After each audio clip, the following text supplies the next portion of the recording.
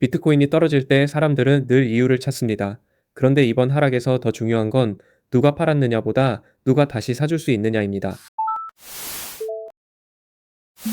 안녕하세요. 미래를 함께 공부하는 채널 퓨처마켓입니다. 오늘은 비트코인 하락을 악재 하나로 설명하기보다 매수 공백이라는 관점에서 풀어보겠습니다. 제 관점부터 말씀드리면 이번 하락의 핵심은 공포가 갑자기 커졌다기보다 사줄 사람이 잠시 사라졌다는 데 있습니다. 가격은 결국 다음 매수자가 있어야 버팁니다. 시장에서는 늘 그럴듯한 이유가 먼저 나옵니다. 반도체로 돈이 갔다, 유동성이 줄었다, 큰 손이 팔았다 같은 말이죠. 하지만 저는 이 설명만으로는 부족하다고 봅니다. 왜냐하면 주식시장이 멀쩡하게 버티는 날에도 비트코인만 흔들릴 때가 있습니다. 그럴 때는 거시경제 전체보다 코인 시장 안의 수급 온도를 먼저 봐야 합니다. 비트코인은 자산이면서 동시에 분위기 장사도 합니다. 가격이 오르면 더 많은 사람이 확신을 갖고 확신이 커지면 다시 가격을 밀어 올리는 구조가 생깁니다. 반대로 오르던 속도가 멈추면 이야기가 달라집니다. 그때부터 시장은 더 살 이유보다 굳이 지금 살 이유가 있나를 묻기 시작합니다. 분위기가 회의실처럼 조용해지죠. 이번 영상의 핵심 질문은 하나입니다. 하락의 원인이 무엇이냐보다 다시 상승하려면 어떤 매수자가 돌아와야 하느냐입니다. 저는 이 차이가 꽤 크다고 봅니다. 가장 먼저 봐야 할 것은 현물 ETF 자금입니다. ETF는 단기 뉴스보다 더 꾸준한 매수 엔진 역할을 할 수 있습니다. 엔진이 쉬면 차도 멀리 못 갑니다. 비트코인 현물 ETF에 돈이 계속 들어오면 시장은 기관도 산다는 신호를 받습니다. 가격이 오르고 다시 관심이 붙고 다시 자금이 들어오는 순환이 생깁니다. 그런데 순유입이 약해지거나 멈추면 이 순환이 끊깁니다. 가격은 나빠진 뉴스 하나 때문에만 빠지는 게 아니라 좋은 뉴스가 없는 공백에서도 미끄러질 수 있습니다. 저는 이 지점을 매수 공백이라고 부르고 싶습니다. 매도 폭탄만 시장을 흔드는 게 아닙니다. 사줄 사람이 한 걸음 물러서도 얇은 시장에서는 가격이 쉽게 내려갑니다. 여기서 청산 물량 이야기도 나옵니다. 레버리지를 쓴 포지션이 한꺼번에 정리되면 하락은 더 빨라집니다. 눈덩이가 굴러가면 처음에는 작아도 금방 커집니다. 하지만 청산 자체는 결과에 가깝습니다. 진짜 질문은 청산이 지나간 뒤입니다. 가격이 내려갔는데도 새 매수세가 들어오지 않으면 그때부터 하락은 길어질 수 있습니다. 청산이 끝나면 바닥이라는 말도 조심해야 합니다. 시장이 진짜 강하면 청산 뒤에 바로 누군가 받아냅니다. 약한 시장은 청산이 끝나도 매수 버튼이 먼지 쌓인 리모컨처럼 됩니다. 그래서 저는 하락장에서 얼마나 많이 빠졌나 보다 빠진 뒤 누가 샀나를 더 중요하게 봅니다. 싸졌다는 느낌만으로는 추세가 바뀌지 않습니다. 비트코인은 현금 흐름으로 가치를 계산하는 자산이 아닙니다. 배당이나 이익 추정치가 없기 때문에 가격을 지탱하는 힘은 수요의 지속성과 희소성에 대한 믿음입니다. 희소성은 여전히 강한 이야기입니다. 공급이 제한되어 있다는 점은 비트코인의 장기 논리죠. 다만 공급 이야기만으로 매일의 가격을 설명하기는 어렵습니다. 가격을 움직이는 건 마지막에 들어오는 한 줄의 주문입니다. 장기 보유자가 아무리 많아도 오늘 호가창에서 새로 사는 사람이 줄면 단기 가격은 흔들립니다. 이게 주식과 다른 점입니다. 좋은 기업은 실적과 현금 흐름이 시간이 지나며 주가를 설득할 수 있지만 비트코인은 더 많은 참여자가 믿음을 이어가야 합니다. 물론 이 말이 비트코인의 장기 가치를 부정한다는 뜻은 아닙니다. 오히려 장기 논리가 강한 자산일수록 단기 수급이 끊길 때 가격 변동은 더 크게 보일 수 있습니다. 두 번째로 봐야 할 것은 거래량입니다. 가격이 반등해도 거래량이 따라오지 않으면 그건 시장 전체가 돌아온 신호라기보다 급락 뒤 숨고르기에 가까울 수 있습니다. 반등은 두 종류가 있습니다. 하나는 숏 포지션이 정리되며 튀는 반등이고 다른 하나는 새 돈이 들어오며 추세를 바꾸는 반등입니다. 둘은 표정이 비슷해도 체력이 다릅니다. 저는 반등을 볼 때 가격보다 거래량과 지속 시간을 먼저 봅니다. 하루 3개 올랐다고 추세 전환이라고 부르면 시장이 다음날 바로 숙제 검사를 시작할 수 있습니다. 세 번째는 현물과 선물의 차이입니다. 선물이 먼저 들썩이는 반등은 빠를 수 있지만 현물 매수가 받쳐주지 않으면 오래 버티기 어렵습니다. 불꽃놀이와 난방은 다릅니다. 선물 시장의 레버리지는 상승 때는 추진력이고 하락 때는 미끄럼틀이 됩니다. 그래서 오픈 인터레스트가 과하게 쌓였는지 펀딩비가 한쪽으로 치우쳤는지 봐야 합니다. 펀딩비가 지나치게 높으면 시장이 이미 상승에 몰려 있다는 뜻일 수 있습니다. 반대로 지나치게 낮아지면 공포가 쌓였다는 신호일 수 있지만 그것만으로 매수 신호는 아닙니다. 네 번째는 스테이블 코인 유동성입니다.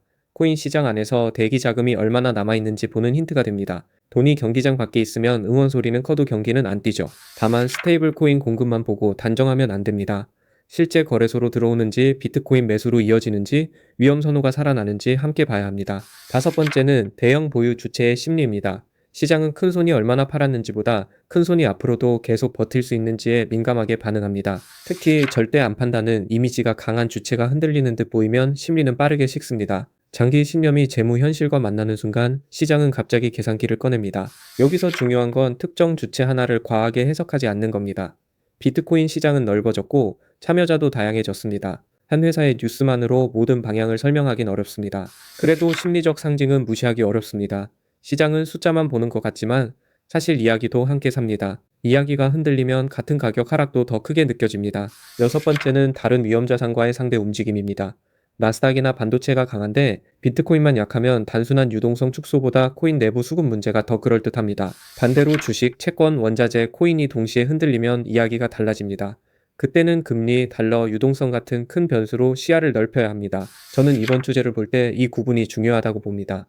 모든 하락을 매크로로 설명하면 편합니다. 그런데 편한 설명이 늘 맞는 설명은 아닙니다. 시장 돈이 AI 주식으로 갔으니 비트코인이 빠졌다는 말도 조심해야 합니다. 일부 영향은 있을 수 있지만 그렇게 단순한 환승 구조라면 다른 위험자산도 더 같이 흔들렸어야 합니다. 비트코인의 약세가 더 선명하다면 질문은 다시 내부로 돌아옵니다. 현물 ETF 자금이 쉬는지, 레버리지가 과했는지, 새 호재가 부족한지 봐야 합니다. 다시 오르려면 첫 번째 조건은 순유입 회복입니다.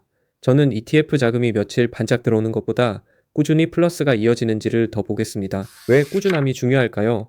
비트코인 상승장은 보통 오늘도 들어왔다는 반복에서 신뢰를 얻습니다. 한 번의 큰 유입보다 여러 번의 작은 유입이 더 건강할 때가 있습니다. 두 번째 조건은 거래량을 동반한 가격 회복입니다. 조용히 올라가는 가격은 보기엔 예쁘지만 시장 전체가 따라오지 않으면 힘이 약합니다. 박수 없는 앵콜 같은 느낌입니다. 세 번째 조건은 이전 저항 구간을 다시 넘는지입니다. 하락장에서 반등은 자주 나오지만 중요한 가격대를 넘지 못하면 매물대가 천장처럼 작동합니다. 네 번째 조건은 고점과 저점의 구조입니다. 저점이 계속 낮아지면 아직 방어선이 약하다는 뜻입니다. 최소한 더 높은 저점이 만들어져야 시장은 숨을 돌립니다. 다섯 번째 조건은 레버리지 정리 후 재과열이 늦게 오는지입니다. 하락 후 바로 과열이 붙으면 반등이 오히려 짧아질 수 있습니다. 다시 채했는데 또 부패에 간 셈이죠. 그렇다면 단기 반등과 추세 전환은 어떻게 구분할까요? 저는 세 가지를 봅니다. 자금, 거래량, 가격 구조입니다. 이 셋이 같이 움직여야 신뢰가 생깁니다. 자금은 ETF 순유입과 대기 유동성입니다. 거래량은 현물 중심으로 늘어나는지입니다. 가격 구조는 저항선을 넘고 내려올 때 이전 저점을 지키는지입니다. 이 세 가지 중 하나만 좋아도 반등은 나올 수 있습니다. 하지만 추세 전환을 말하려면 셋 중 최소 두 가지는 같이 좋아져야 한다고 봅니다. 여기서 반대 관점도 있습니다. 비트코인은 원래 변동성이 큰 자산이고 큰 하락 뒤에도 빠르게 돌아선 적이 많습니다. 그래서 지나친 비관도 위험합니다. 맞습니다. 다만 저는 빠졌으니 오른다는 논리만으로는 부족하다고 봅니다. 변동성이 크다는 사실은 기회이기도 하지만 확인 없이 뛰어드는 이유가 되지는 않습니다. 비트코인의 강점은 여전히 분명합니다. 글로벌 자산이고 거래가 끊기지 않으며 제도권 자금의 통로도 예전보다 넓어졌습니다. 이 점은 과거와 다릅니다. 하지만 제도권 통로가 넓어졌다는 건 장점이면서 부담입니다. 자금이 들어올 때는 상승을 키우지만 들어오지 않을 때는 기대가 빈자리를 더 크게 드러냅니다.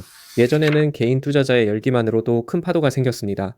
지금은 기관성 자금과 ETF 흐름이 함께 봐야 할 변수로 들어왔습니다. 판이 커진 만큼 심판도 많아졌습니다. 그래서 이번 하락을 단순히 코인이 끝났다로 보는 것도 싸졌으니 무조건 기회로 보는 것도 저는 둘 다 위험하다고 생각합니다. 가장 현실적인 표현은 이겁니다. 비트코인은 다시 오를 수 있지만 지금 시장은 먼저 증거를 요구하고 있습니다. 말로는 못 믿겠고 영수증을 달라는 분위기입니다. 그 증거 중 하나가 ETF 자금이고 다른 하나가 현물 거래량이며 또 하나가 가격 구조입니다. 이 셋은 뉴스 제목보다 느리지만 더 솔직합니다. 좋은 뉴스가 나와도 가격이 못 오르면 수급이 약한 겁니다. 반대로 별 뉴스가 없는데도 저점을 높이면 시장 안에서 조용히 매수자가 돌아오는 신호일 수 있습니다. 저는 그래서 다음 며칠, 다음 몇 주를 볼 때 뉴스보다 반응을 보겠습니다. 같은 악재에도 덜 빠지는지, 같은 호재에 더 강하게 오르는지가 중요합니다. 하락장에서 가장 위험한 장면은 가격이 아니라 해석입니다. 사람은 이유를 찾으면 마음이 편해집니다. 하지만 시장은 우리가 납득했다고 해서 바로 돌아서 주지는 않습니다. 매수 공백이라는 관점은 그래서 유용합니다. 누가 팔았는지 맞히는 게임을 줄이고 누가 다시 사러 오는지 확인하는 게임으로 바꿔주기 때문입니다. 그럼 시나리오를 나눠보겠습니다. 긍정적인 경우는 ETF 순유입이 회복되고 현물 거래량이 살아나며 주요 저항선을 거래량과 함께 넘어서는 그림입니다. 이 경우 시장은 다시 비트코인 이야기가 끝난 게 아니다라는 쪽으로 움직일 수 있습니다. 다만 이때도 과열 레버리지가 너무 빨리 붙는지는 봐야 합니다. 중립적인 경우는 가격은 반등하지만 자금 유입이 약한 상태입니다.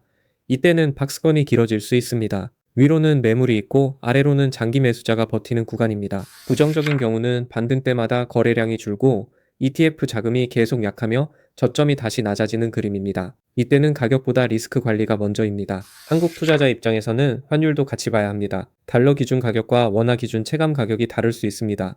해외 자산은 차트가 두 겹으로 보일 때가 많습니다. 또 하나는 국내 주식 시장과의 상대 매력입니다. 반도체나 AI 인프라 쪽으로 관심이 몰리면 비트코인은 더 강한 명분을 보여줘야 돈을 되찾을 수 있습니다. 하지만 이걸 단순히 주식이 올라서 코인이 빠졌다로 줄이면 안 됩니다. 자금은 그렇게 택시처럼 바로 갈아타지 않습니다. 수수료도 있고 습관도 있고 마음도 있습니다. 결국 시장은 가장 설득력 있는 이야기와 가장 강한 수급이 만나는 곳으로 움직입니다. 지금 비트코인에 필요한 건 멋진 문구보다 실제 매수자의 복귀입니다. 그래서 체크리스트를 단순하게 정리하겠습니다. 첫째, ETF 순이익이 돌아오는가? 둘째, 현물 거래량이 함께 늘어나는가? 셋째, 저점이 높아지는가? 넷째, 레버리지가 과하게 다시 쌓이지 않는가? 다섯째, 좋은 뉴스의 가격이 실제로 반응하는가? 이 5가지를 보면 반등의 질을 조금 더 냉정하게 볼 수 있습니다. 그리고 저는 이 중에서도 첫 번째와 세 번째를 가장 중요하게 봅니다. 돈이 돌아오고 가격 구조가 바뀌어야 시장의 말투가 달라졌다고 볼 수 있습니다. 시청자분들이 가장 조심해야 할 건 이유를 들었으니 이해했다는 착각입니다. 이해와 수익은 다른 과목입니다. 시장은 친절한 선생님이 아니라 시험지만 던지는 감독관에 가깝습니다. 이번 하락을 보며 저는 매수 공백이라는 표현이 가장 현실적이라고 봅니다. 큰 악재 하나가 모든 것을 설명한다기보다 새로 사줄 사람이 줄어든 시간이 문제였습니다. 다시 오르려면 가격이 아니라 매수자의 복귀를 확인해야 합니다. ETF 자금, 거래량, 가격 구조가 같이 좋아질 때 시장은 다시 설득력을 얻습니다. 오늘 내용을 한 줄로 정리하면 이렇습니다. 비트코인은 팔 사람이 많아서만 빠지는 게 아니라 사줄 사람이 잠시 사라질 때 더 약해집니다. 투자 판단은 결국 각자의 몫입니다. 다만 뉴스 제목만 보고 흔들리기보다 누가 다시 사는지 확인하면 훨씬 덜 불안하게 시장을 볼 수 있습니다. 영상이 도움이 되셨다면 좋아요와 구독으로 함께 해주세요. 다음에는 비트코인 반등이 진짜 추세 전환인지 아니면 짧은 반등인지 구분하는 신호를 더 깊게 이어가 보겠습니다.